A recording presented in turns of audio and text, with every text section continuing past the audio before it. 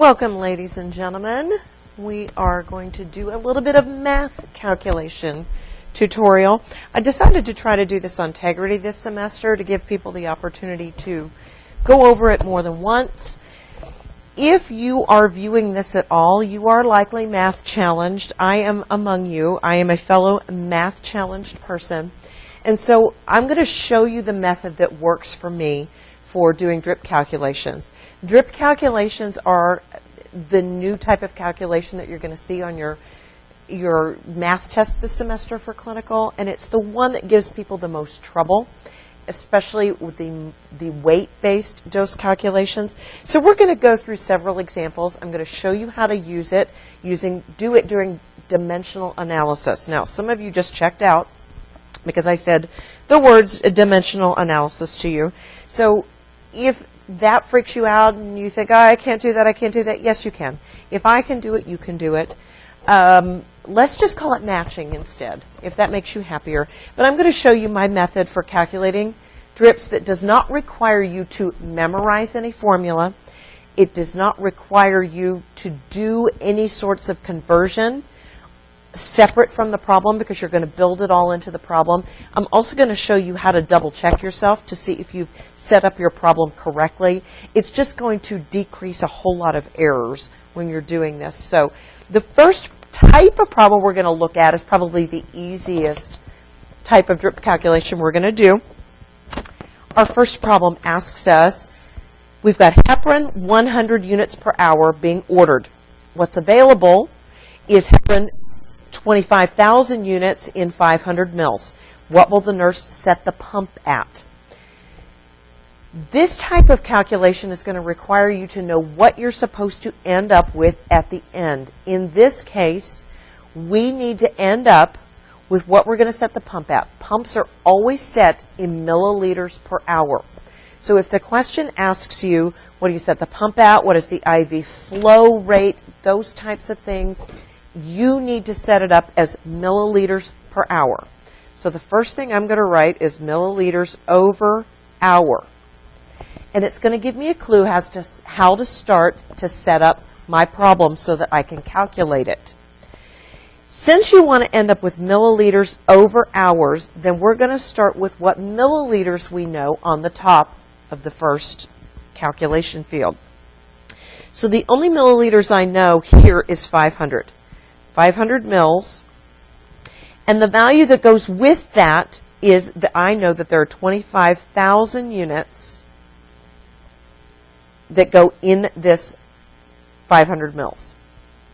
Then I need to think about having units lined up diagonal from that so that they cancel each other out. The only units I know is 1,000 units, and that goes with 1 hour. So now to make sure that I am done setting up my problem, I make sure I have milliliters on the top like I have it here, hours on the bottom like I have it here, and that everything else cancels out. And it does. So now I just need to multiply across the top. So 500,000 on the top divided by 25,000 on the bottom, and when I get out my handy dandy calculator and work that problem, I'm going to come up with 20 milliliters per hour is my correct answer. Now when you are doing the math test in Blackboard this semester for Senior 1, when it asks you for an answer in the box, the only thing you're going to write is the number. You only put in 20. If you put in 20 ml, the computer is going to count it as wrong. Now, we can go in and fix that for you if it comes to that. That's not the point. Don't worry about putting in the unit of measurement. That's already been done for you. So 20 is our correct answer. That sounded pretty simple. Let's do another one.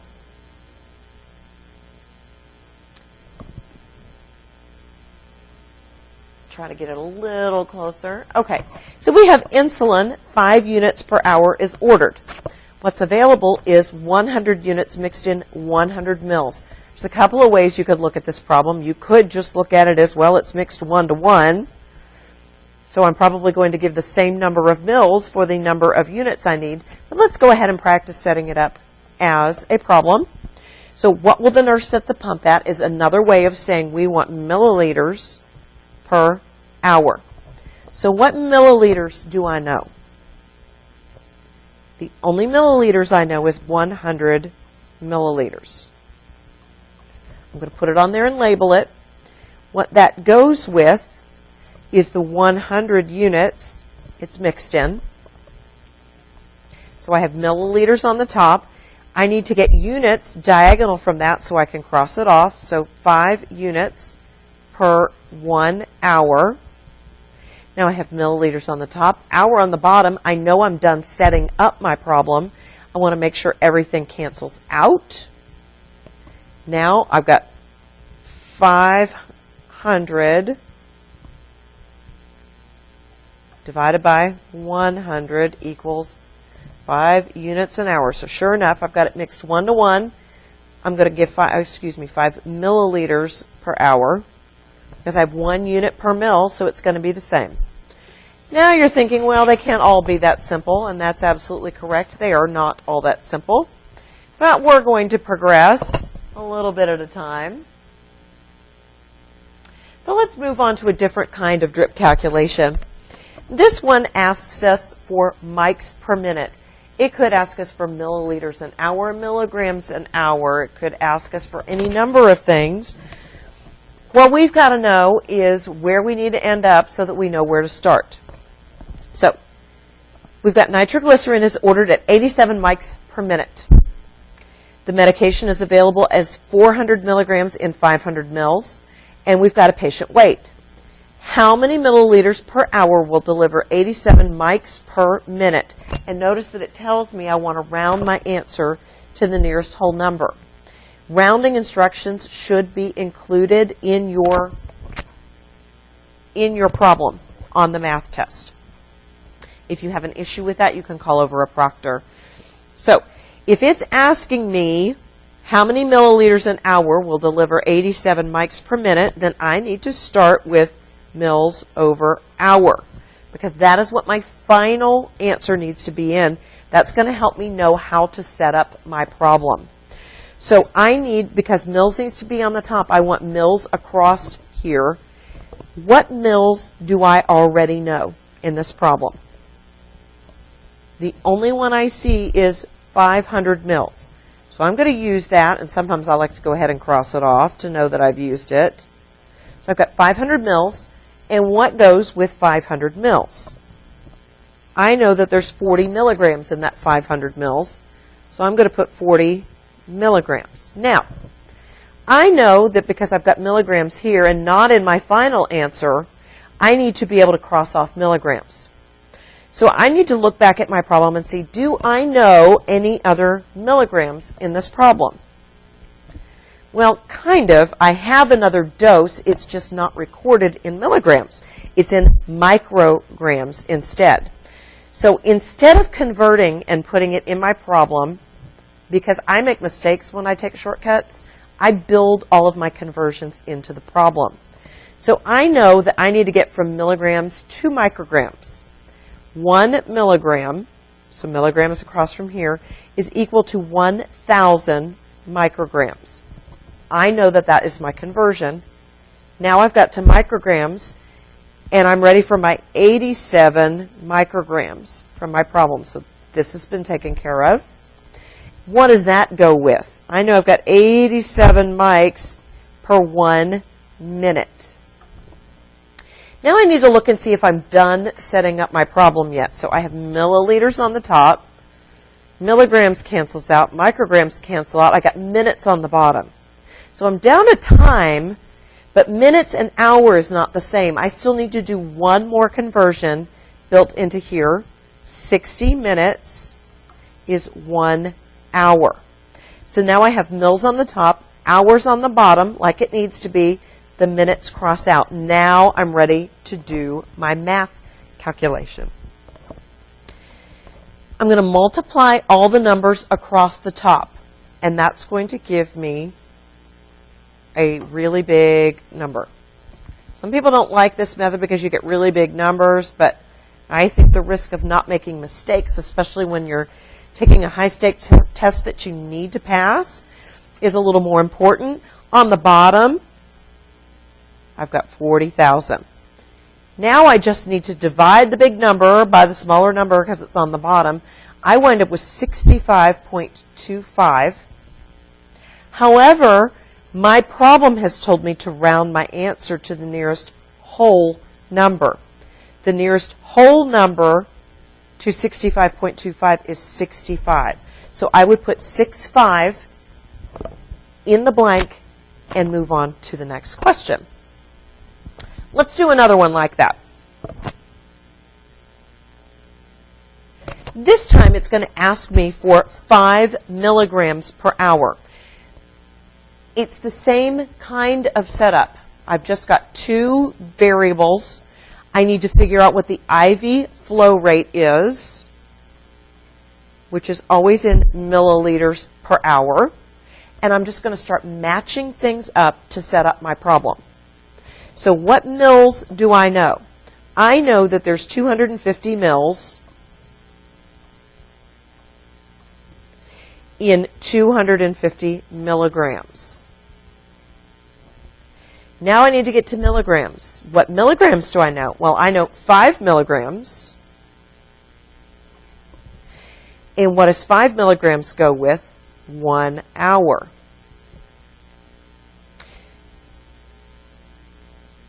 So what do I need to do? Multiply across. I know that I'm done because I've got milliliters over hour. Milligrams cross off. You're like, wow, that's awfully easy. It can't possibly be the right answer, but it is possibly the right answer. These two are going to cancel each other out. I wind up with 5. I'm also mixed 1-to-1 in this strip, so I get 5 milliliters an hour is the same as 5 milligrams per hour. I want to point out something in both of these problems. In both of these problems, you were given a patient's weight, but you did not need it to answer the question. I think that the biggest problem that people have when they're trying to take a math test, especially if they have a little bit of anxiety about math, is that they feel the need to do something with every single number that is given to them. However, this is not a weight-based calculation. It doesn't say it's mics per kilogram per minute or milligrams per pound per hour, whatever. It's not weight-based. So if it's not weight-based, you don't need the weight. That, and when I started matching up, I got to the end where I needed to be without adding the weight in. So if you start to put a number in and it doesn't have anything to match up with, you're probably setting up your problem incorrectly. So that's yet another clue as to something that we could try. So let's get on to the big stuff. The one that everybody freaks out about, but you don't need to freak out about it because you're going to be good at it and you're just going to know what to do. Okay, I don't want to get too close here. So our order, well, actually, it starts off with a little bit of rounding instructions. Final answers round to the whole number. So our doctor has ordered Dobutrex, that's dobutamine, at 3 mics per kilo per minute. This is a weight-based calculation. It's available in 500 milligrams in 250. Here's our patient's weight. They want to know what the IV flow rate is. So we are smart, and we know that the IV flow rate is always in milliliters an hour. Milliliters an hour is the only thing that your pump can do. So it's going to be milliliters per hour. Now let's just start matching. What milliliters do you have up here that you know? I see that I have 250 milliliters. So I can cross that off. And what goes with that is I know that there are 500 milligrams of the drug in there. Now I'm looking to see if I know any milligrams in here.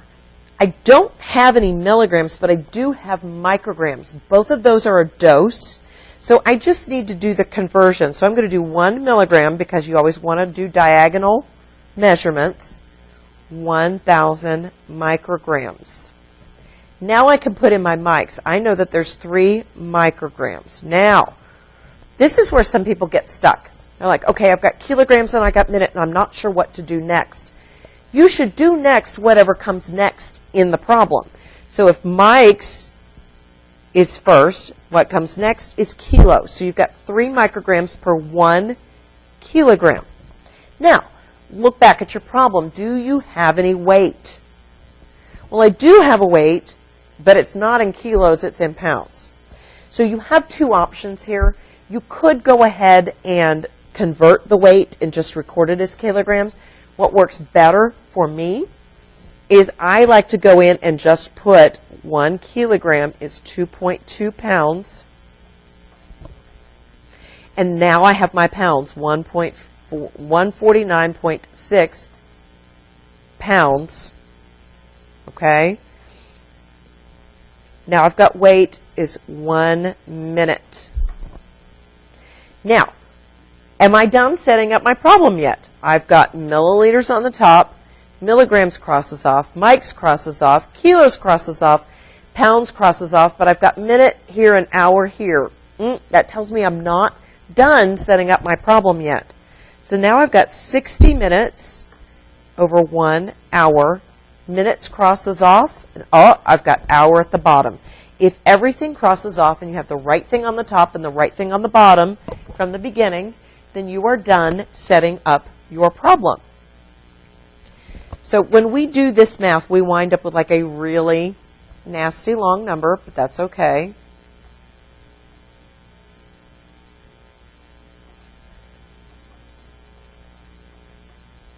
When I divide that out, I get 6.12 as my answer. However, this has told me up here to round all my final answers to whole numbers. So 6.12, the closest whole number is 6. I'm going to record this as 6 and move on to my next problem. Let's do another one. Okay, so here we've got Esmolol. Esmolol is ordered at 50 mics per kilo per minute. It's available in 5 grams in 500 mils. Our patient's weight is 110 pounds. I want the IV flow rate.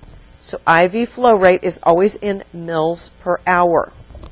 So what milliliters do I know? Well, I know 500 milliliters. And what does 500 milliliters go with? Well, I know what's in that. It's 5 grams.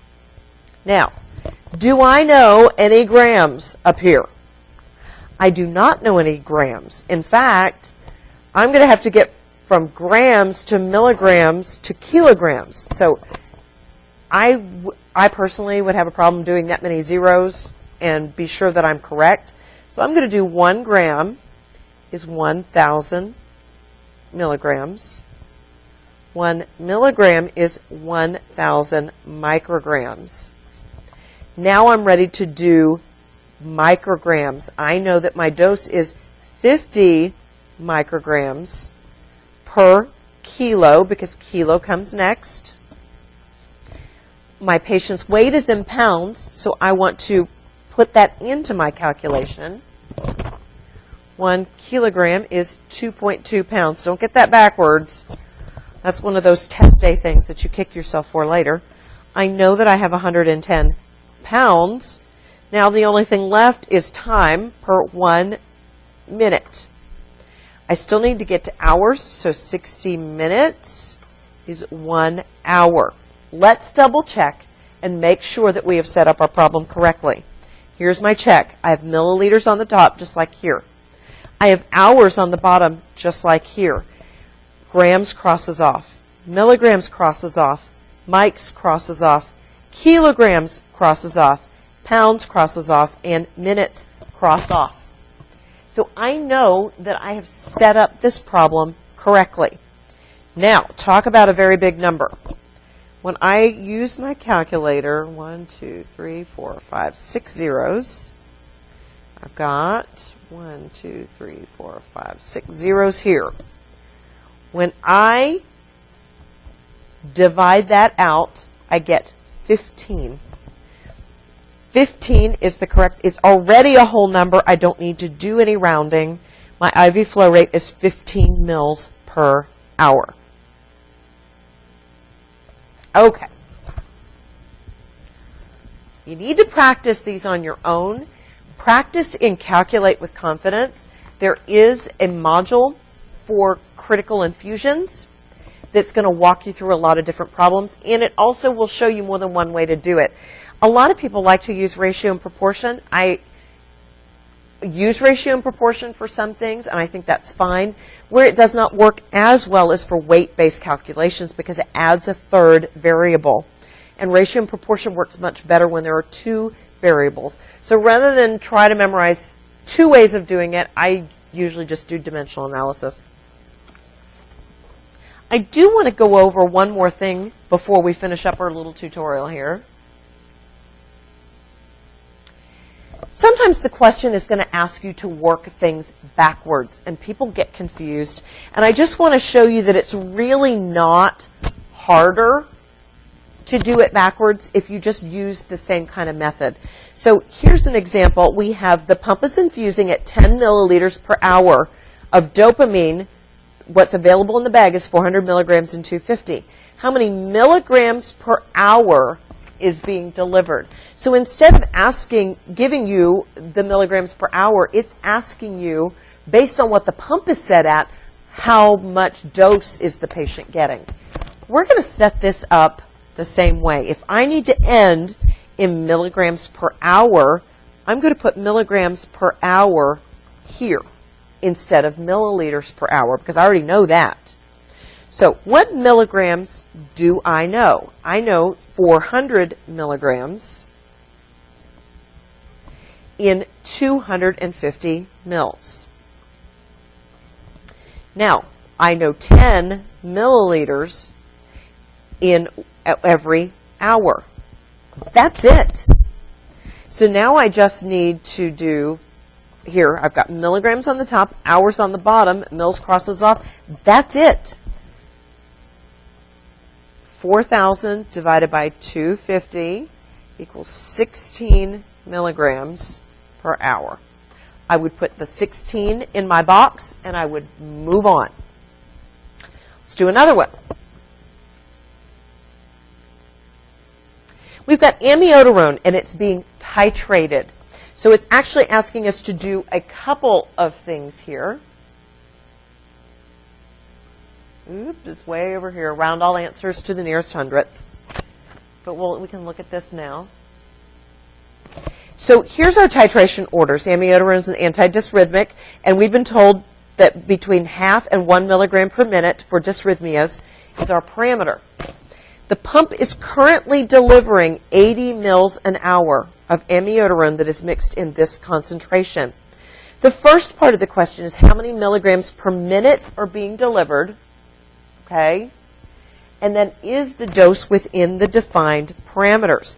So let's figure out how many milligrams per minute are being delivered first. So if I need my final calculation in milligrams per minute, that's what I'm going to write over here. What milligrams do I know? Well, I know 50 milligrams, and it goes in 100 milliliters. Now, what mils do I know? Well, I know I've got 80 mils per hour. So I've got milligrams on the top, I got hour at the bottom here, but I need to get to minute. So I need to do one more. 1 hour is 60 minutes. Now I have milligrams on the top, minutes on the bottom, mils cross out, hour crosses off. So when I multiply this out, I wind up with 4,000 over 60,000. When I divide that out, I get 0.666666. But our problem said that we should round all final answers to the nearest hundredth. So I'm going to put 0.67, that is the nearest hundredth, in the box, and that's going to be my answer. Now, the second question asks me, Is this dose within the defined parameters for the titration?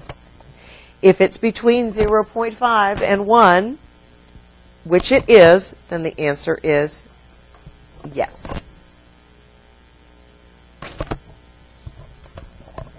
Okay, I know that that is only a brief tutorial of how to do these strip calculations, but if you can adopt this kind of strategy that doesn't require you to memorize anything, you're just going to let your matching determine what needs to be in your problem setup, I think you're going to wind up spending a lot less time setting up and thinking about your problems, and you're going to be a lot more accurate.